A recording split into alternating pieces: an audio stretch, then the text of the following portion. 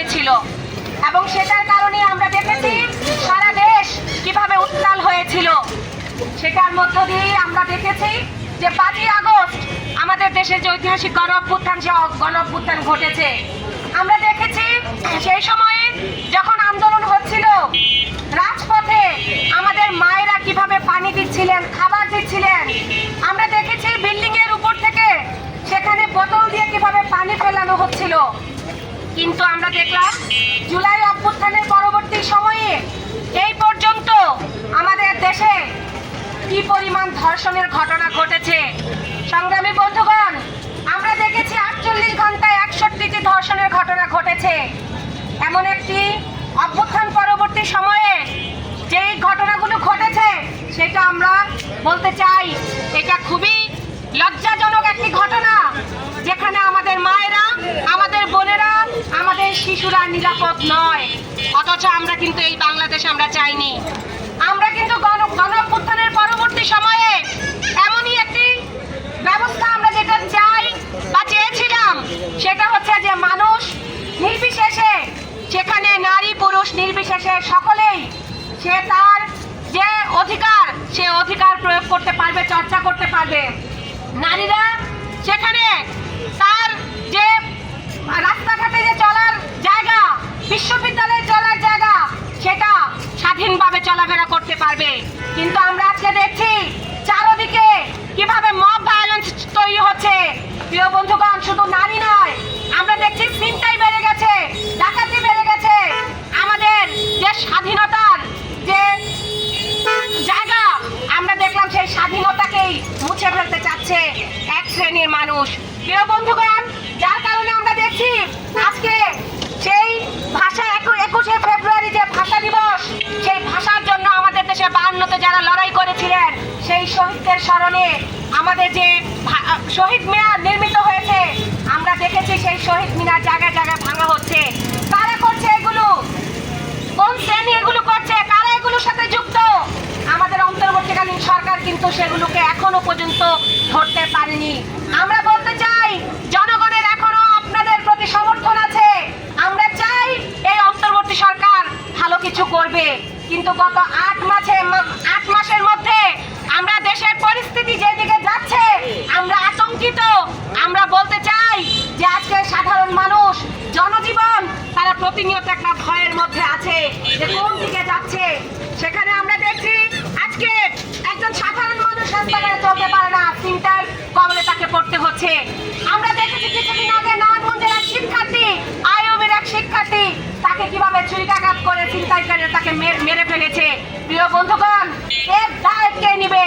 আমরা বলতে চাই এই দায় অন্তর্বর্তী সরকারকে নিতে হবে।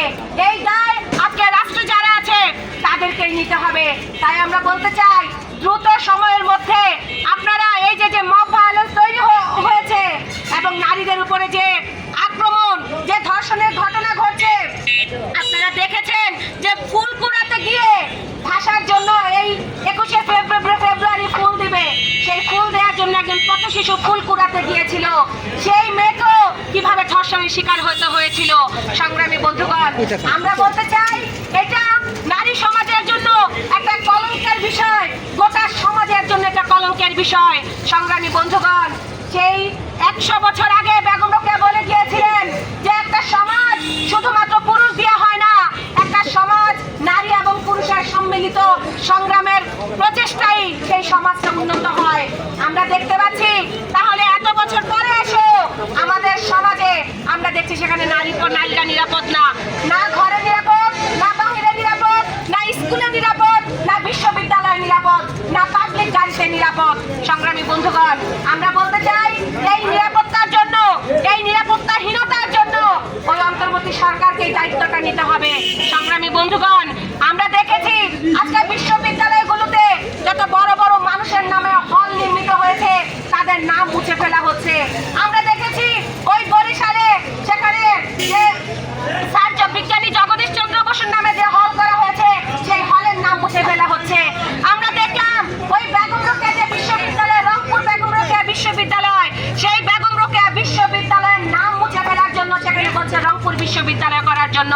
যেই বেগম রোকেয়া গোটা আপনারা সমাজের নারী জাগরণের জন্য লড়াই করেছেন, যেই বেগম রোকেয়া নারীদের অধিকার প্রতিষ্ঠার জন্য লড়াই করেছেন, আজকে সেই বেগম রোকেয়া বিশ্ববিদ্যালয়ের নাম পরিবর্তন করতে চাচ্ছে। আমরা বলতে চাই এই ঘটনাগুলোর সাথে যারা যুক্ত তারাই আজকে সমাজের মধ্যে এই যে মব ভায়োলেন্স তৈরি করছে, অথচ তারা কারা তাদেরকে এখনো পর্যন্ত সে আইনের আওতায় আনতে পারছে না। আমরা বলতে চাই সমাজে নারীকে দেখার যে দৃষ্টিভঙ্গি, সেই দৃষ্টিভঙ্গি যদি না পাল্টানো হয় তাহলে সমাজের মধ্যে এই যে নারীর প্রতি যে সেখানে লাঞ্ছনা, নারীর প্রতি যে অবমাননাকর কথা বলা হয় তা কোনোভাবেই ঘুচবে না। সংগ্রামী বন্ধুগণ, তার কারণে আজকে আমরা এই যে সারা দেশে নারী নির্যাতন, নারী নিপীড়ন, চিন্তাই হচ্ছে, তার বিরুদ্ধে আমরা স্বরাষ্ট্রমন্ত্রী তিনি যে বিভিন্ন সময় বিভিন্ন বক্তব্য দিচ্ছেন, আমরা বলতে চাই যে এই দায় আপনাকেই নিতে হবে।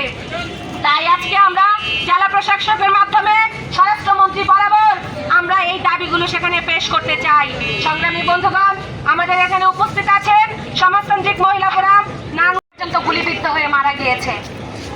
তাহলে সেই রক্তের উপরে দাঁড়িয়ে আজকে কিছু উল্লাসকারীরা, কিছু খুনিরা, কিছু ধর্ষকরা তারা উল্লাস করবে, আর সেই শাস্তি আমাদের দেশে রাষ্ট্র দিতে ব্যর্থ হবে, সেটা কিন্তু এই মাটি কিন্তু কখনই ক্ষমা করবে না। সংগ্রামী বন্ধুগণ, আমরা যেমন রাজপথে থেকে এই জুলাই অভ্যুত্থানের বন্দুকের নলের সামনে দাঁড়িয়ে আমরা রক্ত দিয়েছি, যে এমন একটা বাংলাদেশ নির্মাণ করার জন্য এমন একটা সমাজ নির্মিত হবে যেখানে নারী পুরুষ সকালে মিলিত সংগ্রামের মধ্য দিয়ে আমাদের দেশটা উন্নয়নের দিকে যাবে। সেই জায়গায় যদি আজকে সেই প্রগতিশীল মানুষদের উপরই আক্রমণ আসে, আজকে সেই প্রগতিশীল মানুষদের প্রোগ্রামে যদি বাধা দেওয়া হয়, বিশ্ববিদ্যালয়ে প্রোগ্রাম করতে দেয়া না হয়, তাহলে আপনারা মনে করেন না যে সেই মানুষরা এবং বাংলাদেশের জনতা তারা চুপ করে থাকবে। তাই আমরা বলতে চাই, যতটুকু হয়েছে ততটুকু রেশ টেনে ধরুন। এবং আজকে যেই জায়গায় এসে মানুষ আতঙ্কিত যে চারদিকে কি হচ্ছে, কি হবে বাংলাদেশের, কোন দিকে যাবে দেশ, আমরা সেই জায়গায় বলতে চাই মানুষের নিরাপত্তা নিশ্চিত আপনারা করুন। অন্যথায় আজকে যে শ্রদ্ধা, যে সম্মান নিয়ে আপনারা রাষ্ট্রে আছেন, দুদিন পরে কিন্তু আপনারা থাকতে পারবেন না।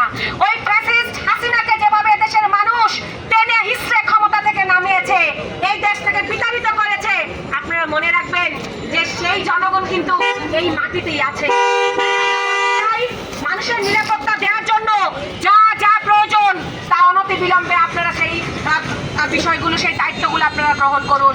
নারীদের নিরাপত্তা দেওয়ার জন্য, রাস্তাঘাটে নিরাপত্তা দেওয়ার জন্য আপনারা সর্বোচ্চ ব্যবস্থা গ্রহণ করুন। আচ্ছা, পাবলিক গাড়িতে নিরাপত্তা দেওয়ার জন্য আপনারা যা যা করা দরকার সেগুলো আপনারা করুন।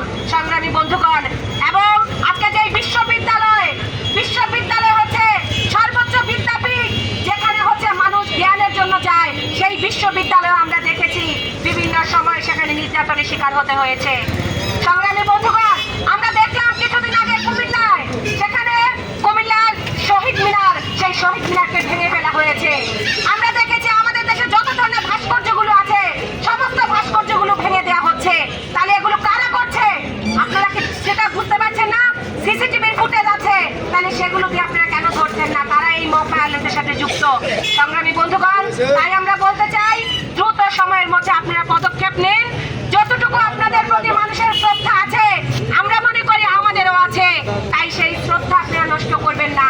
তাই আজকে আমরা সেই কথা আমরা আপনাদেরকে বলতে চাই। সংগ্রামী বন্ধু